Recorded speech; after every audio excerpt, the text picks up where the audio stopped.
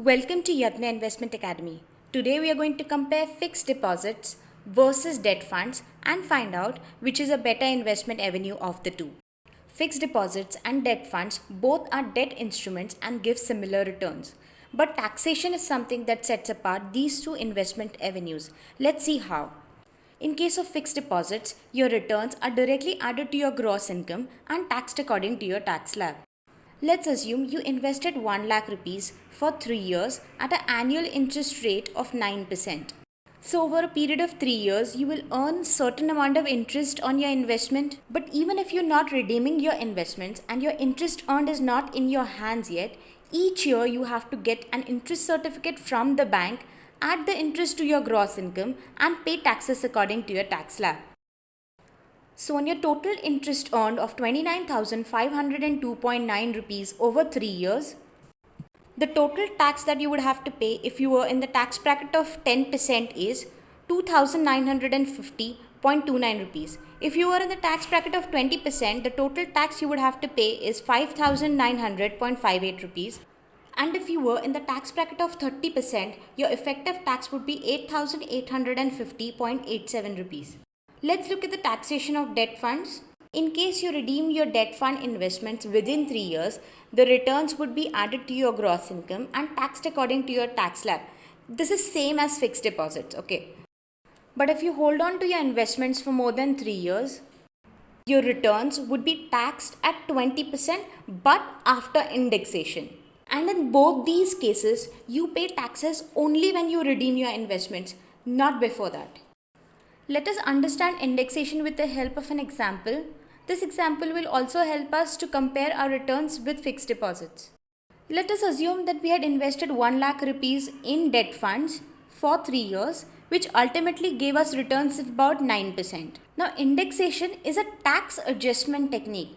It helps us to inflate our initial investment amount. And for that, we need a date of investment and a date of redemption. In this case, let us assume that we had invested 1 lakh rupees on 1st of April 2012 and we redeemed our investments on 1st of April 2015. Based on our date of investment and redemption, we can get the values of cost inflation index. Cost inflation index or CII is an inflation index tool used to measure the rate of inflation in an economy. This index is a government index and is available on the income tax site. Our investment was done on 1st of April 2012. For that financial year, that is 2012 and 13, the cost inflation index was 852. And when we redeemed our investments, that is 1st of April 2015, the cost inflation index for the financial year 2015-16 was 1081.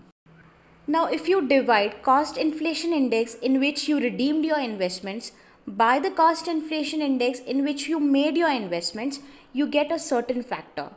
This factor is to be multiplied by your initial investment.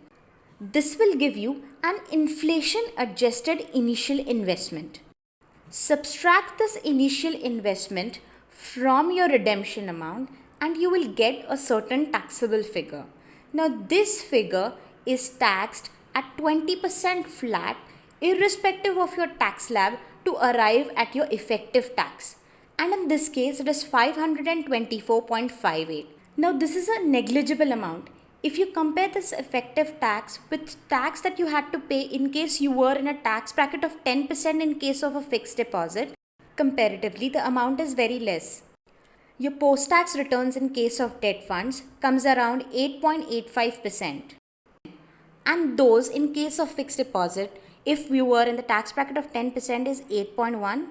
In case you are in the tax bracket of 20%, it is 7.2. And in case you are in the tax bracket of 30%, your returns are just 6.3 as compared to your pre-tax returns of 9%. This is how indexation makes debt funds very tax efficient. Hope you now know which is a better investment avenue, fixed deposits or debt funds. Thanks for watching the video. Watch this space for more such topics. Until then, happy investing.